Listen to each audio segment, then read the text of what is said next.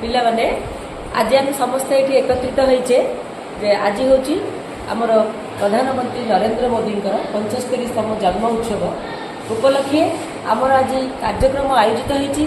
आम आज समस्ते गछ लगे माँ को नाम गोटे गछ एक पेड़ माँ के नाम आम समस्ते यहाँ कर सारी। बर्तमान आमर पिला मध्य कंपिटिशन हो प्रतियोगिता जे माँ पाई गछटी माँ पाई गछटी अर्थ है जे माँ के जमी आमर निजर माँ जमी आमको जन्मदात्री माँ जेपरी आमको लालन पालन करके सब कष्ट सहीकि आमको बड़ करने चेष्टित सबुबले चेष्टित सर्वदा आम स्नेहाशीर्वाद दे था।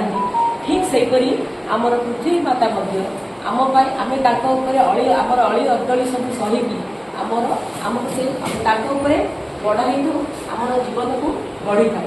से पृथ्वी मातार दुख को दूर करने तार दुर्दिन बर्तमान आसिक पहुँच जाए तेणु कहीं परिवेश बदलबार लगी से सब को दूर करने आम समस्ते गछ लगवाई आप्राण चेष्टा करछे।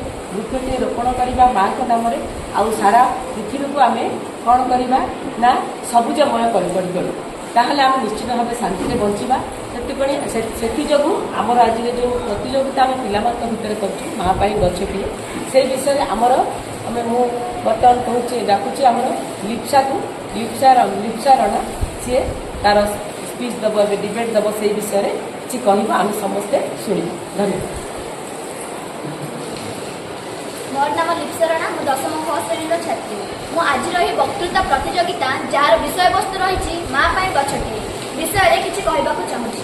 गछ केवल प्रकृतिर एक अंश नुहे यह आम एक जीवनदाता माँ जमीती गोटे माँ निज छुआ को तार सब आवश्यक सामग्री प्रदान करुच्ची ठीक सेमती गछ आमको आम सब आवश्यक सामग्री प्रदान करुच्छे जमीती कि असुस्थतार औषध भोक लगिले फल एवं तीव्र खरार आमको छाई सबकि दे थाए कि से चाहे ना कि से मागे ना केवल सेवा केवल दान। केवे भाभी जदि आम जीवन में माँ शब्द न था कि आम जीवन में माँ न था ताहले आम कौन असुविधा होता। प्रथमतः आम सृष्टि को आसपारी न था। द्वितीय आम भगवान को ये सुंदर सृष्टि जो भगवान रचना कर उपभोग कर न था। माँ नथिले आम समाज में अशिक्षित बोली घोषित हो जाते कारण माँ आमको शिक्षा दे थाए एवं आमको संस्कार दे थाए समाज में किपरि चलबाक हेब ताहा कही थाए।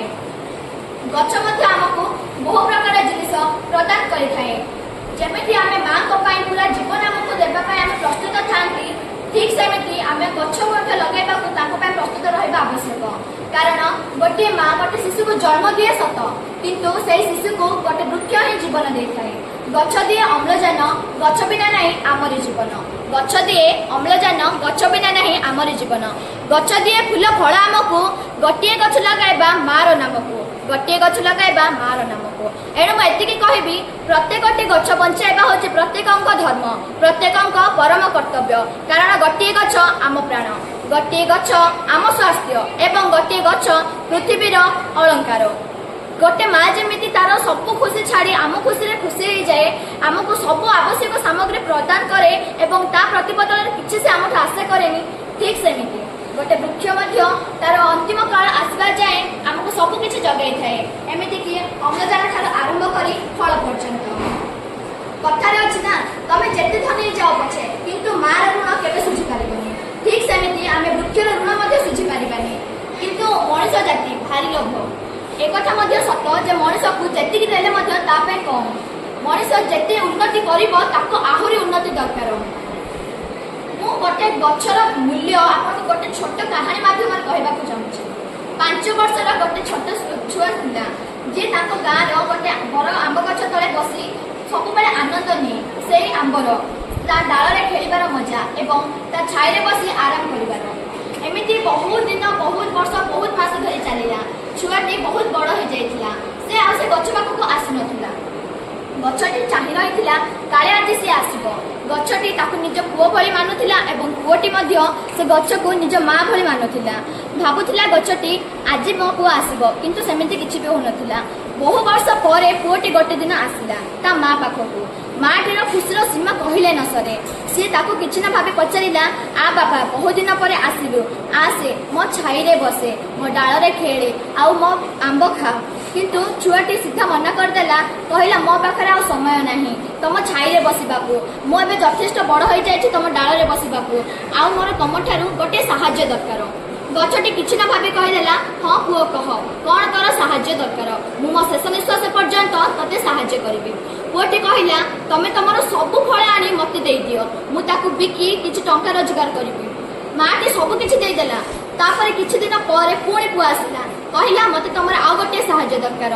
ମାଟି ଖୁସି ଖୁସିରେ କହିଲା, କ'ଣ ତ ସାହାଯ୍ୟ ଦରକାର ମତେ କହ। ସିଏ କହିଲା, ମତେ କଳକାରଖାନା ଗଢ଼ିବା ନିମନ୍ତେ ତମକୁ ପୁରାପୁରି କାଟିବାକୁ ପଡ଼ିବ। ମାଟି ଆଶ୍ଚର୍ଯ୍ୟ ହୋଇଗଲା, କହିଲା, ହଉ ଯଦି ତୋର ଏଇଥିରେ ଖୁସି ଅଛି ତେବେ ତୁ ମତେ ସମ୍ପୂର୍ଣ୍ଣ ଭାବେ କାଟିଦେ। ଏମିତି ହିଁ ସେ ସମ୍ପୂର୍ଣ୍ଣ ଭାବେ ଗଛଟିକୁ କାଟିଦେଲା। ତାପରେ ଧୀରେ ଧୀରେ କରି ସେ ସହରର ସବୁ ଗଛ କାଟି ଦିଆଗଲା ଏବଂ ଗଢ଼ି ଉଠିଲା କଳକାରଖାନା ମାନ।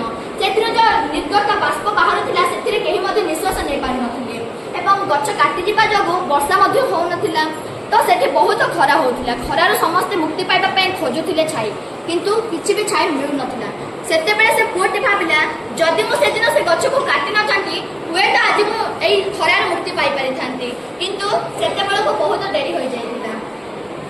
ମୁଁ ଆଶା କରୁଛି ଏହି ଛୋଟିଆ ଗଳ୍ପରୁ ଆପଣମାନେ ବୁଝି ଯାଇଥିବେ ଗୋଟିଏ ଗଛର ମହତ୍ତ୍ୱ କେତେ। ଆମ ଦେଶର ଜନସଂଖ୍ୟା ହିସାବରେ ଯଦି ଆମେ ଗୋଟିଏ ବି ଗଛ କାଟନ୍ତି ନା ତାହେଲେ ବହୁ ସଂଖ୍ୟାରେ ଗଛ କଟି ଯାଉଛି। ଯଦି ଆପଣଙ୍କ ଦରକାର ଅନୁଯାୟୀ ଆପଣ ଗୋଟେ ଗଛକୁ କାଟୁଛନ୍ତି ତେବେ ଆଉ ଗୋଟେ ଗଛକୁ ତା ପ୍ରତିବଦଳରେ ଲଗାନ୍ତୁ ଏବଂ ସେଇ ଗୋଟିଏ ଗଛକୁ ନିଜ ମା ନାଁରେ ଲଗାନ୍ତୁ। କାହିଁକି ନା ଗୋଟେ ମା ଛୋଟ ଶିଶୁକୁ ବଡ଼ କରିବା ଯାଏଁ ବହୁତ ଯତ୍ନ ତାକୁ ବଡ଼ କରିଛି। ଯଦି ଆମେ ସେ ଗୋଟିଏ ଗଛକୁ ଆମ ମା ନାଁରେ ଲଗାଇବା ଆମକୁ ଏମିତି ଲାଗିବ ଯେମିତି ଆମେ ଆମ ମାକୁ ଯତ୍ନ ସହକାରେ ବଢ଼ଉଛନ୍ତି। ବହୁତ ଖୁସି ଲାଗିବ ଏବଂ ତାକୁ କାଟିବାକୁ ମଧ୍ୟ ଇଚ୍ଛା ହେବ ନାହିଁ। ଆଜି ହେଉଛି ଆମର ପ୍ରଧାନମନ୍ତ୍ରୀ ଶ୍ରୀଯୁକ୍ତ ନରେନ୍ଦ୍ର ଦାମୋଦର ଦାସ ମୋଦିଙ୍କର 75ତମ ଜନ୍ମଦିବସ ଏବଂ ଏହି 75ତମ ଜନ୍ମଦିବସ ଉପଲକ୍ଷେ ସେ ଲକ୍ଷ୍ୟ ରଖିଛନ୍ତି କି ପୁରା ଭାରତରେ 75 ଲକ୍ଷ ଗଛ ଲଗାଇବେ। ଆମେ ଯଦି ଜଣେ ଜଣେ ବି ତାଙ୍କୁ ସହାୟତା କରିବା ତେବେ 75 ଲକ୍ଷ ଗଛ କ'ଣ 80 ଲକ୍ଷକୁ ବି ଗଛ ଟପି ଯାଇପାରିବ। କିନ୍ତୁ ଆମେ ଯଦି କହିବା ହଁ ସିଏ ତ ଲଗେଇବ ମୁଁ କାହିଁ ଲଗେଇବି, ଏମିତି ଯଦି ଆମେ ଭାବିବା ତାହେଲେ 75 ଲକ୍ଷ କ'ଣ 75ଟି ଗଛ ମଧ୍ୟ ଲଗାଯାଇ ପାରିବ ନାହିଁ। ତେଣୁ ଯଦି ଆମକୁ ପରିବେଶକୁ ସୁରକ୍ଷିତ ରଖିବାର ଅଛି, ନିଜ ନିଶ୍ୱାସ ପ୍ରଶ୍ୱାସ ନେଇ ସଠିକ୍ ଭାବରେ ବଞ୍ଚିବାର ଅଛି, ଗୋଟିଏ ଗଛ ବଦଳରେ ଅନ୍ୟ ଗଛକୁ ଲଗାନ୍ତୁ।